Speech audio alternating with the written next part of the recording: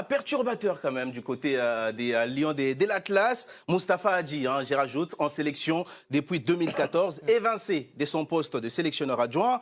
Vahid Halilovic, le sélectionneur contesté et fragilisé depuis la dernière Coupe d'Afrique des Nations. Le président de la fédération, le tout-puissant Fawzi Lekja, qui annonce le retour de Mazraoui et Ziyech qui ont finalement décliné à leur convocation. Des cadres en difficulté.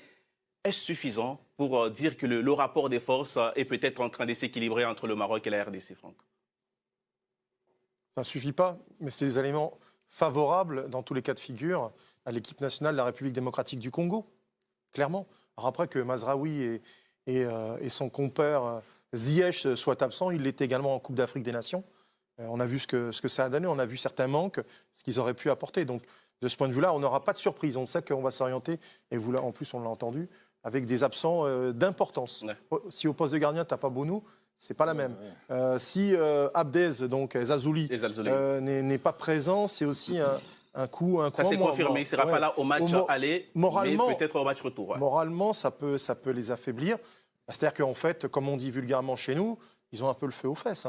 C'est-à-dire qu'il ne faut pas se planter. Leur Coupe d'Afrique des Nations, elle s'est arrêtée beaucoup trop tôt, par la faute des pharaons d'Égypte, auxquels on annonçait un retour dès le premier tour de la compétition, mais manque de peau, ils ont été en finale. Et en plus, ils ont mis 2 buts contre cette équipe du Maroc. Ils s'arrêtaient de jouer subitement. Donc toutes les critiques se sont abattues sur un homme, Vahid Halilovic.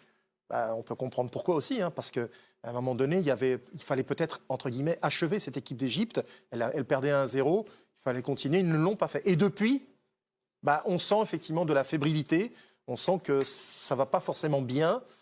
Et de commencer à Kinshasa, avec ce qu'on a entendu dans la coulisse, tout ça, là, toutes ces plaintes des Marocains, ça laisse augurer quand même des débats un peu agités demain. C'est vrai que Samuel, au Maroc, après cette Coupe d'Afrique des Nations ratée, cette sortie en quart de finale, même si c'était contre l'Égypte, allez, beaucoup de supporters espéraient quand même le retour de Ziyech et de Mazraoui, qui sont 2 joueurs importants. Allez, ils ne sont pas venus. Est-ce que vous sentez, quel est votre ressenti? Est-ce que vous pensez que c'est le bon moment, en tout cas pour la RDC, qui n'est pas sur le papier favori face à l'équipe du Maroc? Est-ce que c'est le bon moment pour prendre cette équipe? C'est pas que c'est le bon moment, c'est que c'est tous ces petits éléments, ils doivent s'accrocher dessus parce qu'ils n'ont pas grand-chose pour eux. Je veux dire, la RDC, ça fait un petit bout de temps qu'ils n'ont pas joué de match officiel de trop haut niveau, donc on ne sait pas non plus eux où ils en sont. Donc effectivement, ils doivent s'accrocher à tous ces petits fragilités marocaines pour se dire, jour après jour, pourquoi pas, il se passe encore ça, il se passe encore ça. Et surtout qu'eux, ils se disaient, en fait, à Kinshasa, selon les dernières informations, voir le Maroc à la CAN contre le Gabon, qui n'a pas non plus été extraordinaire, face au Malawi, qui a souffert, ils se disent, peut-être qu'il y a un coup à jouer sans le retour des Ziyech. Non, mais eux se disent tout ça. Ils s'accrochent, Mais entre ce à quoi ils s'accrochent et la réalité, c'est pas devenu une si mauvaise équipe, le Maroc. Ils ont une désillusion, effectivement, contre l'Égypte, mais avant, ils ont montré des choses intéressantes. Donc, effectivement, leur confiance est peut-être un petit peu effritée. Donc, ça veut dire que la RDC gagne un petit peu de terrain. C'est un animal blessé, le Maroc. Voilà, mais ça va se jouer quand même sur le terrain. Et pour ce qui est de Mazraoui et Ziyech, on va dire, là, je suis d'accord avec Franck, ils ont déjà fait sans eux. Ils leur ont tendu la perche. Elodie, il l'a dit, on est passé à autre chose. Et tout le groupe est passé à autre chose. Parce que la Coupe du Monde, pour un pays, mais c'est plus important que des éléments qui viennent ou qui ne viennent pas. Le Maroc, pas du tout fragilisé pour ces doubles confrontations? Je pense qu'ils ont quand même un avantage énorme par rapport à la RDC, outre le fait qu'ils ont une équipe de grande qualité, avec des manques offensifs clairs. On a vu dans cette CAN d'ailleurs que vraiment le Maroc, pour moi, ils ont une très très bonne équipe. Vraiment une très bonne équipe, mais offensivement, chaque match, ils avaient un mal de chien à faire la différence. Chaque match. Ouais. Allez. C'est très gentil, c'est très gentil. On va donner la parole à nos abonnés grâce à Isaac Makolé.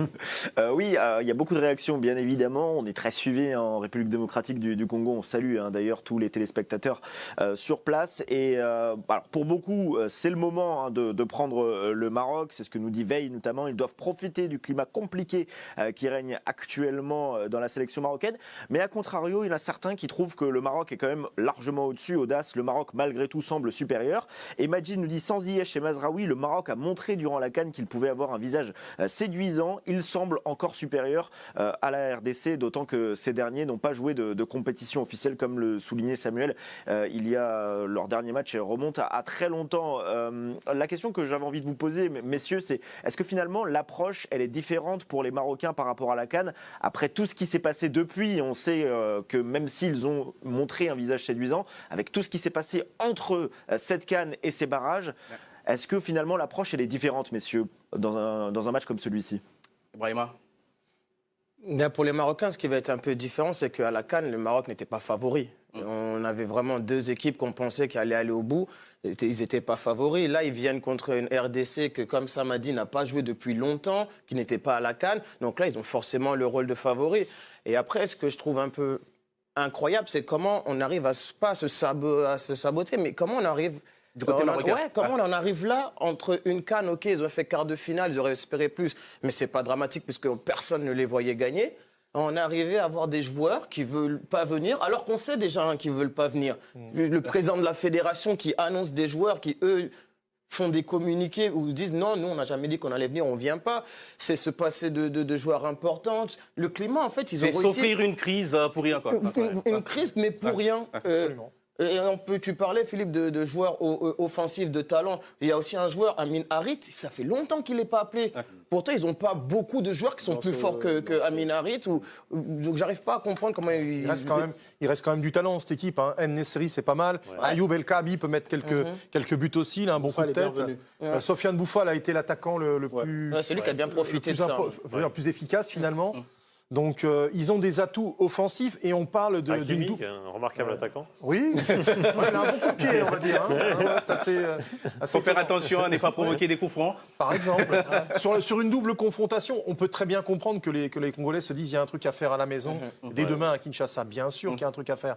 Mais sur deux confrontations, le retour risque d'être compliqué.